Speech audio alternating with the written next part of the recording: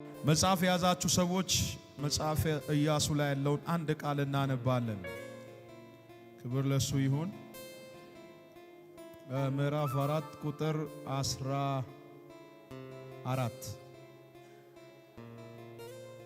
ይሄ ክፍል የሚያሳየው እስራኤላውያን ዮርዳኖስን ከተሻገሩ በኋላ ዮርዳኖስን ካለፉ በኋላ እግዚአብሔር ለባሪያው ለኢያሱ የተናገረው ወይም ያዘዘው አንድ ትእዛዝ አለ። ምን የሚል ትእዛዝ ነው? ይሄም ምዕራፍ 4 ቁጥር 1 ጀምሮ ክፍሉ ሙሉ ስታነቡ እግዚአብሔር ለኢያሱ ለባሪያው አንድ ነገር አዘዘ። እንዲህ ብሎ ነው ያዘዘው። ከየነገዱ ከእስራኤል ከ12ቱ ነገድ አንድ ሰው ምረጥና 12 ሰዎችን በዮርዳኖስ ዳር የመታሰቢያን ድንጋይ አስቀምጥ የሚል ትእዛዝ እግዚአብሔር ለኢያሱ ሲሰጥና እግዚአብሔር ይህንን ለኢያሱ የሰጠውን ትእዛዝ ኢያሱ ይህንን የእግዚአብሔርን ትእዛዝ ሲፈጽም ታያላችሁ። ይሄ 12ቱ ነገድ ላይ ያሉ ሰዎች 12 ድንጋዮችን አምጥቶ በዮርዳኖስ ዳር እንዲያስቀምጡ እግዚአብሔር አዘዛቸው። ለምንድነው ያዘዘው ብላችሁ ክፍሉ ውስጥ ስታጠኑ እግዚአብሔር እስራኤልን ዮርዳኖስን ከቀኝና ከግራ ለሁለት ከፍሎ እንዳሻገራቸውና የሚመጣው ትውልድ ይህንን መታሰቢያ ወይም እግዚአብሔር ያደረገውን ተአምራት እንዳይረሳ ለሚቀጥለው ጄኔሬሽን ለሚቀጥለው ትውልድ መታሰቢያ እንዲሆን በዮርዳኖስ ዳር ድንጋዩን አስቀምጣለሁ። እግዚአብሔር ምንድነው ያ የተቀመጠው ድንጋይ? የመታሰቢያ ድንጋይ ይባላል። እግዚአብሔር እስራኤልን ዮርዳኖስን ከፍሎ ምን እንዳደረገ እንዳሻገራቸው የሚነግሩ ድንጋዮች ናቸው። የሚገርማችሁ ነገር ይሄንን ክፍል አንብባችሁ ይሄንን የኢያሱ መጽሐፍ አንብባችሁ ስትጨርሱ የሚቀጥለው መጽሐፍ የመሳፍንት መጽሐፍ ነው። መሳፍንት ምዕራፍ 3 ላይ ሄዳችሁ ደግሞ ስታጠኑ የእስራኤል ልጆች በእግዚአብሔር ፊት ክፉ ሥራ ሰሩ፣ እግዚአብሔርም ለሞዓብ ንጉሥ ለኤግሎም ለ18 ዓመት በላይ አስገበራቸው ይላል። ምዕራፍ 3 ላይ ይህንን ይናገራል። ለ18 ዓመት እስራኤል በሚዳብያን በሞዓባውያን እጅ ባሪያ ሆኑ ይላል። ባሪያ ሆኑ ይላል። የእስራኤል ልጆች ከዚህ የተነሳ በእግዚአብሔር ፊት ምን አደረጉ ይላል? ጮሁ። እግዚአብሔርም ግራኙን ሰው ናኦድ የተባለውን ግራኙን አዳኝ ምን አደረገላቸው ይላል? አስነሳላቸው ይላል። አስነሳላቸው። ይህ ናኦድ የተባለ ሰው ለሞዓብ ንጉሥ ለኤግሎም ግብር ገብሮ ሲመለስ አሁን ያነበብኩላችሁ ክፍል ምዕራፍ 4 ላይ ዮርዳኖስ ዳር ላይ የተቀመጡ ድንጋዮችን አገኟቸው። ናኦድ እነዚህን ድንጋዮችን አገኛቸው ይመስለኛል። እነዚህ ድንጋዮች ናኦድን አፍ አውጥቶ የሰበኩት ይመስለኛል። 12ቱ ድንጋዮች እነዛ ምልክቶች ምን ብሎ ይናገሩት ተናግሮታል ብላችሁ ከጠየቃችሁኝ ያንተ አምላክ ቀይ ባህር የከፈለ ነው። ያንተ አምላክ ዮርዳኖስን ምን ያደረገ ነው? የከፈለ ነው። ያንተ አምላክ ከሰማይ መናን ምን ያደረገ ነው? ያዘነበ ነው። ያንተ አምላክ በሌሊት በእሳት አምድ ምን ያደረገ ነው? የመራ ነው። ወደ ኤግሎም ተመልሶ እስራኤል አምላክ አለው፣ አምላክ ለሌለው አይገብርም ማለት። መልእክት አለኝ እዚህ ቤት ለመጣችሁ ሰዎች 2017 አያትሽን ቅድመ አያትሽን የዘር ሐረግሽን ተከትሎ የመጣ የቤተሰብ ከርሳላ 2017 አንገብርለትም። መሰዊያው ይፈርሳል። መሰዊያው ይፈርሳል። እጃችሁ ከፍ አድርጉና መሰዊያው ይፈርሳል በለኝ።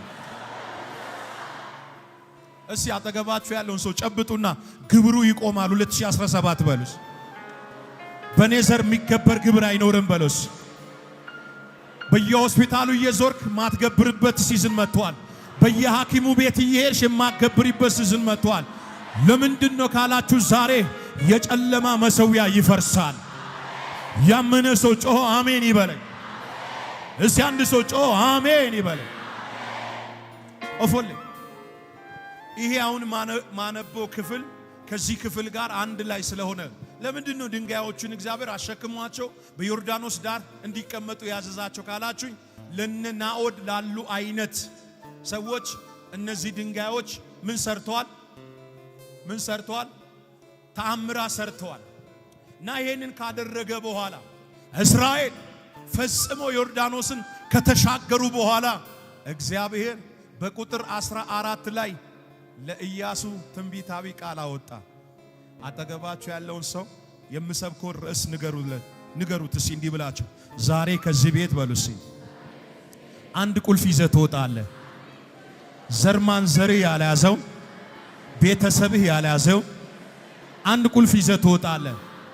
ተዘጋጅተሃል ወይ በሉልኝ። ጌታ ኢየሱስ ምስክሬ ነው ምላችሁ 12ቱንም ወር ሙሉ 2017 እግዚአብሔር እንደዚህ ይላቸዋል። በምትገቡበት በምትወጡበት እግዚአብሔር ድንገተኛ ከፍታዎችን ይሰጣቸዋል። ድንገተኛ የምርኮን ቁልፍ ይሰጥሻል። ያመነ ሰው ካለ ጮህ አሜን ይበል። አጠገባችሁ ያለውን ሰው የከፍታ ቁልፍ ትረከባለህ በሉ። ድገሙና በሉሲ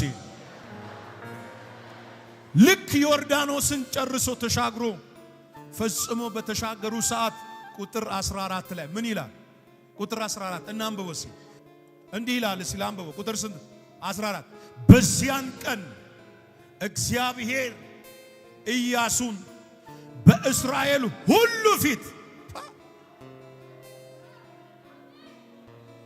እኔ ልንገራችሁ ምንረከበው ከፍታ አለ። አንዳንዱ ሙሉ ግቢ ቁልፍ ይረከባል፣ አንዳንዱ ቅባት ይረከባል፣ አንዳንዱ መንታ ልጁን ይረከባል፣ አንዳንዱ ፋይናንሱን። ተነስ አትቀመጥ፣ ብድግ በሉ። አንዴ ስሙኛ፣ አንዴ ያዥና እንዲህ በሉት፣ ድንገተኛ ከፍታ ትረከባለህ በሉት።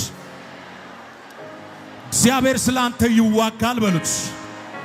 እግዚአብሔር ስላንተ ይቆማል በሉት።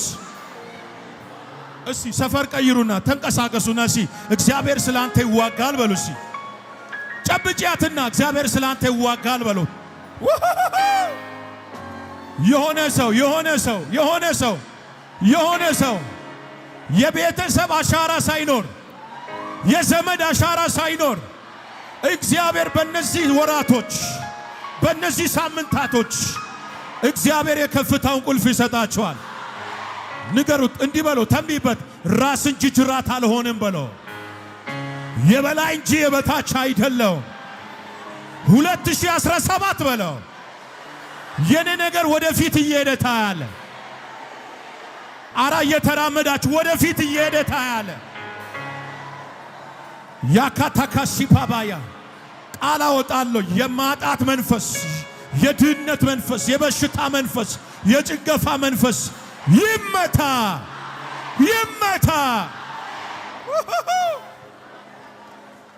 እሺ ንገሩ፣ ትንቢት ነው ተናገሩ። ዛሬ ቁልፉን ይዘህ ትወጣለህ በሉት። ዛሬ ከፍታውን ይዘህ ትወጣለህ። 2017 የከፍታ ዓመቴ ነው። የሆነ ከፍ ብላችሁ ፍሬ ስታፈሩ አይታያችሁ? የሆነ ፍሬ ስታፈሩ ተራራ ላይ የሆነ ፍሬ ስታይ ያመነ ሰው ጮህ አሜን። ኦፎሌ አጠገባችሁ ያለውን ሰው እንዲህ በሉት፣ የጥፋቱ ውሃ አልፏልና፣ የመከራ ውሃው አልፏልና፣ ንፋሱ አልፏልና፣ ወጀቡ አልፏልና ያንተ ነገር በተራራ ላይ ከፍ ብሎ ይታያል። ማን ነው እጁ ከፍ ብሎ ይታያል? አቤት ጎረቤት በሚጨነቅ ነገር አንተ አትጨነቅም። ሰፈር በሚጨነቅ ነገር አንተ አትጨነቅም። ያንተ አምላክ ሰማይን ምድርን የሰራ ፍጥረታትን ሁሉ በእጁ ያበጀ የሰራዊት ጌታ እግዚአብሔር እንዲህ ይላቸዋል፣ ከዚህ ቤት ሳትወጡ ከፍታችሁ ትረከባላ። ታምናላችሁ? ይሄ የእግዚአብሔር ቃል ነው። ይሄ የእግዚአብሔር ቃል ነው ወይ? ይሄ የእግዚአብሔር ቃል ነው ወይ? ታምናላችሁ? እንዲህ ብዬ ልጸልይላችሁ። ከዚህ ቤት ሳትወጡ ከፍታ ላይ ቤታችሁ ይሰራል። አፎልን ሻታ ካባራዳላ ከጎናችሁ ያለውን ሰው ገፋ አድርግና እግዚአብሔር ለከፍታ ነው የጠራኝ በሉስ። ፊልጵስ ምዕራፍ 2 ላይ ኢየሱስን ያለ ልክ ይላል። ያለ ልክ ምን አደረገው? ከፍ ከፍ። ያለ ልክ ዝቅ አድርጎት እኮ ያለ ልክ ግን ምን አደረገው ይላል? ከስሞች ሁሉ በላይ የሆነውን ስም ምን አደረገው ይላል? ሰጠው ይላል። እኔ የሚገርመኝ ነገር ኢየሱስ ልክ ከፍ ሲል አብረን ከፍ እንዳልን ታውቃላችሁ? አልሰማችሁኝም? በጌታ ኢየሱስም ሰፈር የሚያውል መንፈስ ይመታል። የንስር ክንፍ ተገጥሞ በዶሮ ሰፈር የሚያውልሽ መንፈስ አዲስ አበባ ላይ የሚሰራ ይሄ መንፈስ ዛሬ እንገለብጠዋለን። ይገለበጣል። ኦፎሌ ኢየሱስ ከፍ ባለ ልክ አንተም ምን ብለሃል? ከጎናችሁ ያለውን ሰው ነካ አርጉትና ዛሬ የሆነ ነገር ተቀብዬ እወጣለሁ በሉት።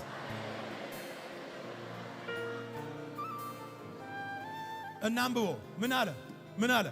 እስቲ እናንብቦና ቀስ ብዬ ነግራቸዋለሁ። እግዚአብሔር የተናገረኝ ሴክሬት ስላለን እዚህ ውስጥ የምነግራቸው ምን አለ? ቁጥር 14 ላይ በዚያን ቀን እግዚአብሔር ኢያሱን በእስራኤል ሁሉ ፊት ከፍ አደረገው። ሙሴም እንደፈሩ በእድሜው ሁሉ ፈሩት። ማንን እንደፈሩ? ሙሴን እንደፈሩ። ኢያሱ ማለት የሙሴ ሎሌ ነው። ከሙሴ እግር ስር ሲንቀሳቀስ ሲሄድ የነበረ ድፍን እስራኤል ተላላኪ ሆኖ ነው የሚያውቁት። ከዚህ ውጪ ያለ ምንም አይነት ማዕረግ የለውም። ምንም አይነት ሌላ ስም የሌለው ሰው ነው ኢያሱ ማለት። የሚገርማችሁ ነገር ይህ በሰው አይን ውስጥ ያልገባ ሰው የሙሴ ተላላኪ የሆነውን ሰው እግዚአብሔር ይህንን የኪዳኑን ሕዝብ ማርና ወተት ወደምታፈሷ ምድር ምን ትለዋለህ? እግዚአብሔር ታሻግራቸዋለህ፣ ታገባቸዋለህ፣ ታስወርሳቸዋለህ ብሎ ምን ሰጠው? እግዚአብሔር ሹመት ወይም የመሪነትን ከፍታ ሰጠው። የኢያሱ የመሪነት ከፍታ የአጎት እጅ የለበትም፣ የዘመድ እጅ የለበትም፣ የባለስልጣን እጅ የለበትም፣ ጉቦም አልሰጠም፣ ወፍራም ዘመድም የለውም። ከእግዚአብሔር የሆነ ከፍታ ድንገት መጥቶ እግዚአብሔር ቁልፉን ሰጠው። በእነዚህ ሳምንታት በዚህ ወራቶች እስከ መስከረም 30 እስከ ጥቅምት በእነዚህ ህዳር እስከ ታሳስ እንዲህ ብዬ ተነብይባቸዋለሁ። የማንም እጅ የሌለበት በር ይከፈትልሃል። የማንም እጅ የሌለ ምንጭ ይለቀቅልሃል። ምን ነው አሜን ማለት እኮ አያስከፋም። ጩና አሜን በል። ውሰድስ አሜን በልና ልጸልይልህ እንዲህ ብዬ የሰው እጅ የሌለበት ከፍታ፣ የዘመድ እጅ የሌለበት በረከት በኢየሱስም ፈልጎሽ ይምጣ። በኢየሱስም ፈልጎ ይምጣ። በኢየሱስም ፈልጎ ይምጣ። ውሰድ አሜን በልነስ። ሰው በተሰማራበት መንገድ ሁሉ ምን ይፈልጋል? ከፍታ ይፈልጋል። እውነት ውሸት? እውነት ውሸት? ዘዳግም ላይ የእግዚአብሔር ቃል ምን እንደሚል ታውቃለህ? እሱ ይላል የከፍታ ሴፍ ነው ይላል። እሱ የምን ሴፍ ነው? የከፍታ ሴፍ ነው ይላል። ጠላቶች ምን ይሉልሃል? ይገዙልሃል። አንተም የሟርተኛውን፣ የሞራ ገላጩን፣ የመተተኛውን፣ የደብተራውን፣ የቡዳውን ምኑን ከፍታውን ምን ታረጊያለሽ? በጌታ ኢየሱስም ዛሬ ከፍታቸውን ረግጠን እንወጣለን። በኢየሱስም ከፍታቸውን ረግጠን እንወጣለን። እስቲ ብድግ በሉና ከፍታቸውን ረግጬ ወጣለሁ በል። ወይ ያመነ ሰው ጮኸ አሜን ይበለኝ። እፎሌ አቤት።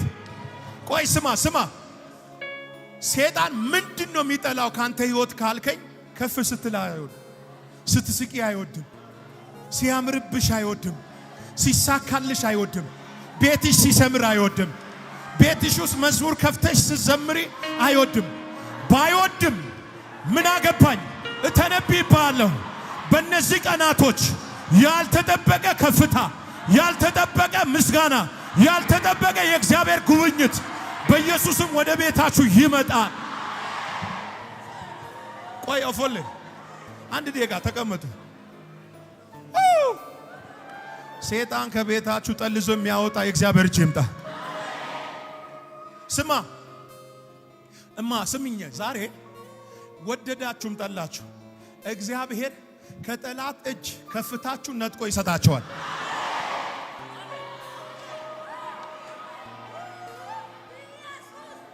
የጌታ መንፈስ እንዲህ ይለኛል፣ ከፍ እንድትሉ ተወስኖባቸዋል። መስፍኔ አራራራራ ለምንድነው የምትስቀው? ለምንድነው የሚሳካላት? ለምንድነው ቀና የምትለው? ወገቡ ዛሬ ይሰበራል።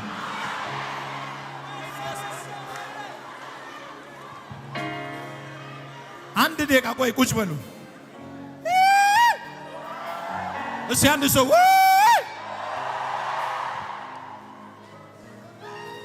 ያግሮመረሙም ቢሆኑ ዛሬ የከፍታሽን ቁልፍ ይዘሽ ትወጫለሽ። ወይኔ ምንድነው እዚህ ቤት ራታ ካሲካባ እስራኤል አንድ ጊዜ እየተጓዙ እያለ ዘልቁ ላይ የተከሰተውን አንድ ክስተት ልንገራል። እየተጓዙ እያለ አሁን የተባሉት እስራኤላውያን አግሮመረሙ። ሙሴ ላይና አሮን ላይ አግሮመረሙ። እናንተ ብቻ ማንን ከፍታ የሰጣችሁ? ምን ስለሆናችሁ ነው እናንተ ብቻ መሪ የሆናችሁ? ወንድም የክህነቱን ክፍል ይዞ ኮንትሮል አድርጎ ይመራናል። አንተም የመሪነቱን ማን ስለሆናችሁ ነው? በየድንኳናቸው ነው ያግሮመረሙት። በየድንኳናቸው ነው ሙሴንና አሮንን ያሙት። እግዚአብሔር ያወሩትን ወሬ ሰማ። ያግሮመረሙትን ነገር አዳመጠ። የተናገሩትን የተንቆሻቆሹትን ነገር እግዚአብሔር ሰማ። የሚገርማችሁ ነገር ከሰማ በኋላ ሙሴን ጠራው። ሙሴና ና ኢያሱን ጠራውና የ12ቱንም ነገድ የቢንያም የይሳኮርን ጥራ። 12ቱንም ነገድ የእያንዳንዳቸውን ስም ብትሩ ላይ ጻፍና በገለልተኛ ድንኳን ላይ አስቀምጥልኛል። ለምን? ከእስራኤል ላይ ለአንዴና ለመጨረሻ ማግሮምረም የሚባል ቻፕተር፣ ወሬ የሚባል ቻፕተር፣ ሐሜት የሚባል ቻፕተር እግዚአብሔር እንደዚህ ይላቸዋል። አንዳንዶቻችሁ ከዚህ ወደ ቤት ሳትመለሱ ሰፈሩ ላይ የዜና ርዕስ ተቀይሯል። የዜና ርዕስ ተቀይሯል። የዜና ርዕስ ተቀይሯል። እስቲ ጨብጡ አጠገባችሁ ያለው ሰው የዜናው ርዕስ ለኔ ተቀይሯል። ከዛ ሙሴ በየአንዳንዱ ብትር ላይ የቢንያም ብትር፣ የሌዊ ብትር ጥሩልኝ፣ የአሴር ብትር ብቻ ጻፈ 12። ከዛ ገለልተኛ ድንኳን ላይ ብትሩን አስቀመጠ። ነገ ጠዋት ውጤቱ ስለሚወጣ በማለዳ ነው ና ውጤቱ የሚወጣላት ብትር። ያቺ ብትር ገዢ ናት። ያቺ ብትር ከፍታውን ምን ታረጋለች? ትገዛለች፣ ኮንትሮል ታደርጋለች።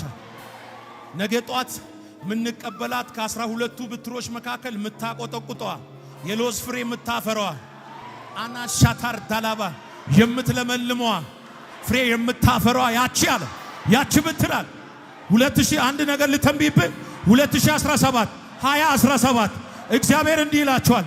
በምትኖሩበት ከተማ ልዩነት ይሆናል። በምትኖሩበት ሰፈር ላይ ልዩነት ይሆናል። የልዩነት አገልግሎት ትጀምራላችሁ። የልዩነት እርምጃ ትጀምራላችሁ። የልዩነት ህይወት ትጀምራላችሁ። የልዩነት ቢዝነስ ትጀምራላችሁ። አንተ ብድግ በልና እጀምራለሁ በለኝ።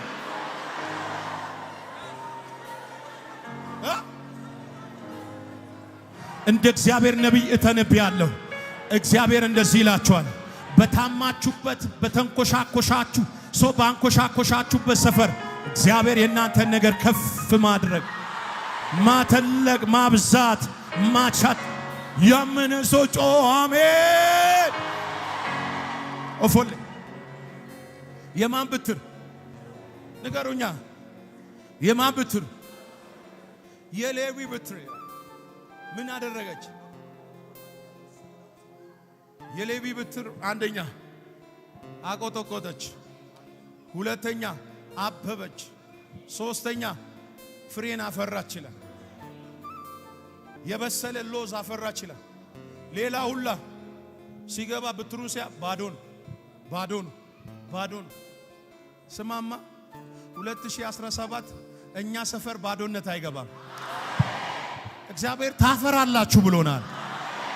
እኔ የሆነ ወደምታፈራበት ክለብ ወደምታፈራበት ሰፈር እግዚአብሔር ይዞ ይገባል ዛሬ። አንድ ሰው ጮ አሜን ይበል። ከዛ ስማማ ከዛ የሁሉም በትር ወጣ። የአሮንም በትር ምን ሆና ተገኘች ይላል? አብባ ተገኘች ይላል። ከዚያን ቀን ጀምሮ ለአሮን ወይም ለሌዊ እግዚአብሔር የከፍታን ቁልፍ ሰጠው። ከእስራኤል ልጆች መካከል ማግሮምረምንና ሐሜትን አልባልታን ምን አደረገለ? አስወገደ። ከዚያን ቀን ጀምሮ በአሮንና በሙሴ ላይ ውሸት፣ ሐሜት ጌታ እንደዚህ ይላቸዋል። ሰፈር ውስጥ ከዚህ በኋላ ላይንኮሻኮሹ ላያወሩ፣ ባለፍሽ ቁጥር ስም የለጠፉብሽ፣ ባለፍክ ቁጥር ቃል አወጡብህ። ከዚህ ፕሮግራም በኋላ ከዚች ፕሮግራም በኋላ ስማችን ይቀየራል፣ ክላሳችን ይቀየራል። መንደር ላይ ያሉ ሰዎች ያወሩት ወሬ ከዚህ በኋላ አይቀጥልም። እስቲ የኔ ነገር በል እስቲ ያፈራል። እስቲ በይ ያፈራል። የኔ ነገር ያቆጠቁጣል። በምድሪቱ ከፍታ ላይ ይወጣል። አንድ ሰው ብድግ ብሎ ይወጣል። እስቲ መዝለል የሚችል ይወጣል። ብድግ ባይና ይወጣል።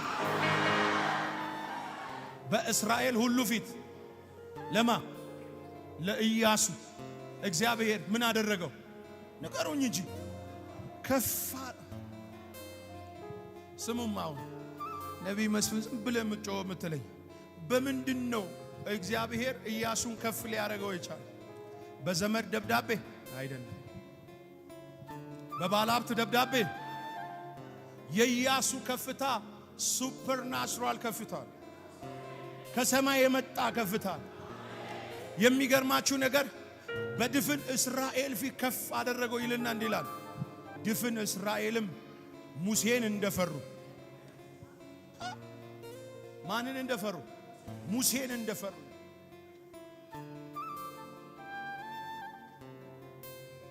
ሁለት ሺህ 17 በምን ከፍ ማለት እንዳለብን ሶስት ነገር ተናግሬ ይጨርሳል። አንደኛ እዚህ ቤት ውስጥ ያለ እግዚአብሔር ኢያሱን ከፍ ያደረገበት ሚስጥር ሰክሬቱ አንደኛ ምንድነው ካላችሁ፣ እስራኤል ኢያሱ ታማኝ ሎሌ ነበር። ታማኝ ሎሌ፣ የህይወት ችግር የሌለበት የተመሰከረለት ህይወት የነበረው ሰው ነበር ኢያሱ። እግዚአብሔር ከፍታ እንዲሰጥ የምትፈልግ ከሆነ ለእግዚአብሔርም ለሰውም ታማኝ፣ በትዳር ታማኝ፣ በስራህ ታማኝ፣ በአገልግሎትህ ታማኝ፣ በህይወትህ ታማኝ። እግዚአብሔር ኢያሱን ከፍ ሊያደርግበት የቻለበት ትልቁ ሰክሬት ይሄ። ኢያሱ የጽድቅ አገልጋይ ስለነበር ኢያሱ ለእስራኤል ሕዝብ እንደዚህ አላቸው፣ ነገ ሄዳችሁ በማታውቁት መንገድ ትሄዳላችሁና ምን በሉ? ተቀደሱ። ተቀደሱ። ከፍታ የምትፈልጉ ከሆነ ተቀደሱ። እግዚአብሔር ባልተቀደሰ ሰው ሰፈር ስፍራ የለውም። በዚያ ሰፈር እግዚአብሔር አይገኝም። ኢያሱ ኳሊቲ የሆነ ላይፍ አለው። 2017 በተግባር ቅድስና በምንኖርበት ከተማ፣ በምናገለግልበት ከተማ፣ በምትኖርበት ሰፈር አሳምነ ቁልፉን መቀበል የምትፈልግ ከሆነ ዛሬ ተቀደስለት። የሰማችኝ ነው። እግዚአብሔር እኔ ቅዱስ ነኝና እናንተ ምን ሁኑ አላችሁ? ተቀደሱ።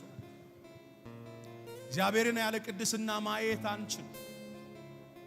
እግዚአብሔር እንድናፈራ ጠርቶናል፣ እንድናፈራ ሾሞናል።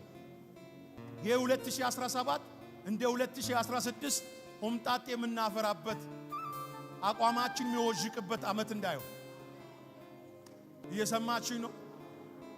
ኦኖፍ የሆነ ላይፍ ከኛ ሰፈር መሄድ አለበት፣ መራቅ አለበት። የተልከሰከሰ ህይወት ከኛ ሰፈር መውጣት አለ። ድንኳናችን ለወዳጃችን፣ ድንኳናችን ለጠላታችን መክበድ አለበት። 2017 ሰፈራችሁ ላይ በቅድስና አሳምናችሁ ከፍታችሁ መቀበል አለባችሁ። ምን ይላል መሰለ መዝሙር ላይ እግዚአብሔር ቃል ሲናገር ስለ ዳዊት በቀባሁት በባሪያዬ ላይ ቅድስናዬ ምን ይላል አለ ያብባላል። አንተ በክርስቶስ ኢየሱስ የተጠራው የሚያብብ ህይወት፣ ምን አይነት ህይወት? የቅድስናውን ህይወት እንድትኖር ነው የተጠራው። እዚህ ቤት ውስጥ ያለ የአባቴ ብሩካኖች 2017 የ2016 ህይወት ይህ የድግግሞሽ ህይወት፣ አንድ አይነት ላይፍ፣ አንድ አይነት ህይወት እግዚአብሔር በእኛ ዘንድ ላይ አይፈልግ። አጠገባችሁ ያለውን ሰው ነካ አድርግና ከፍታችንን በቅድስናችን እናስከብራለን በለው። ከፍታ ያለ ቅድስና የለም። አለመቀደስ ዘመናዊነት አርጋችሁ ሰፈር መንደር ውስጥ ቀይ ማብራት እየጣሳችሁ ያላችሁ ካላችሁ ያለ ቅድስና ፈውስ የለም። ጌታ ኢየሱስ ራሱ ማርቆስ ምዕራፍ 2 ላይ የሰውን ጣራ ነድሎ ጥሎ እግሩ ላይ ሲያስቀምጡ እንዲያል አንተ ሰው ኃጢአትህ ተሰርዮልሃል። ፈሪሳውያን ተበሳጩ። ተሸክሞ ሂድ እንኳን ቢልሽ እንኳን ያሳምናል። እንዴት ኃጢአትህ ተሰርዮልህ ይላል? ይሄ ሰው በሽተኛ ያደረገው ሽባ ያደረገው ኃጢአት ነው እንጂ አለ ሌላ ነገር አይደለም። ከፈውስ አለ ኃጢአቱ ሊደመሰስለት ይገባል። ኃጢአት ህይወትን ሽባ ያደርጋል። ኃጢአት ኮንፊደንስን ይሰርቃል። ኃጢአት ቦልድነስሽን ይወስዳል። እዚህ ቤት ውስጥ ያላችሁ በልባችን አደባባይ ውስጥ ያሉ ሸለፈቶችን ዛሬ አራግፈን መውጣት አለ። ውበታችንን የሰረቁ፣ ሞገሳችንን የሰረቁ፣ ክብራችንን የሰረቁ፣ ክብደታችንን የሰረቁ፣ ከፍታዎቻችንን የወሰዱትን እርሞችን ዛሬ ከእግራችን ስር ቀብረን እንወጣለን። ብዙ ሰዎች እግዚአብሔር እያጠበ እየሰራቸው እያለፈን አራ አሜን በይ። ኢሳይያስ መጽሐፍ ምዕራፍ 2 ላይ እጄን ባንቺ ላይ ያመጣለሁ፣ ዝገትሽን አለ ምን አደርገዋለሁ? አጠረዋለሁ፣ ቆርቆሮሽንም አለ አስወግደዋለሁ። አያችሁ፣ ዝገት ውበትን ይሸፍናል።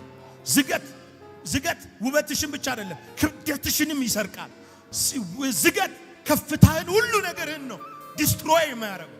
ዛሬ ድንኳናችን ውስጥ ተሰክስጎ ያሉ ዝገቶች በኢየሱስ ስም ይገለበጣል።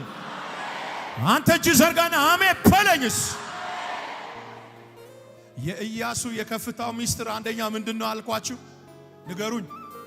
ቅድስናው 2017 በቅድስና እናፈራለን። ሲከጎናችሁ ያለውን ሰው ታፈራለህ በሉት።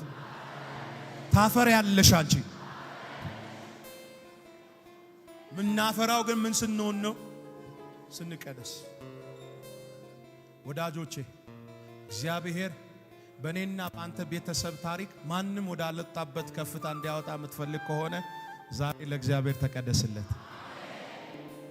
ስለዚህ የኢያሱ በድፍን በ2 ሚሊዮን ህዝብ በላይ ፊት የመሾሙ ሰክሬት በኪዳኑ ህዝብ እግዚአብሔር በወደደው ህዝብ ፊት መሾሙ ሰክሬቱ አንደኛ ቅድስናው። ቅድስና ማለት እግዚአብሔር ከኛ ጋር መሆን ማለት። አልሰማችሁኝ? ቅድስና ማለት የእግዚአብሔር አብሮነት ማለት። እግዚአብሔር አብሮህ እንዲሆን ትፈልጋለህ? ዛሬ እንቀደስለት።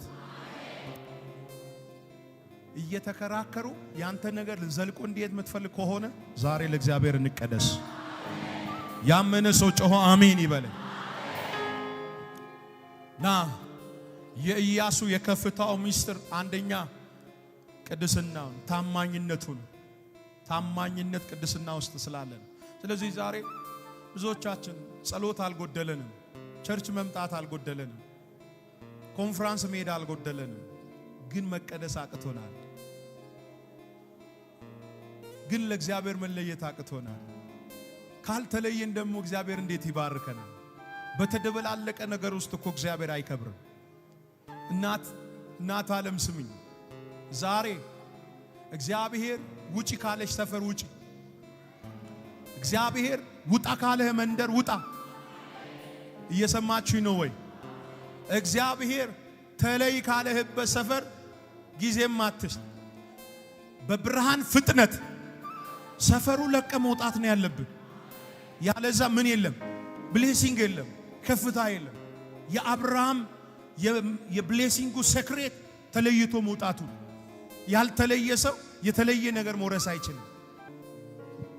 ያልተለየ ሰው የተለየ ነገር መውረስ አይችልም። ሁለተኛው እግዚአብሔር ለኢያሱ ዝናውን አወጣው።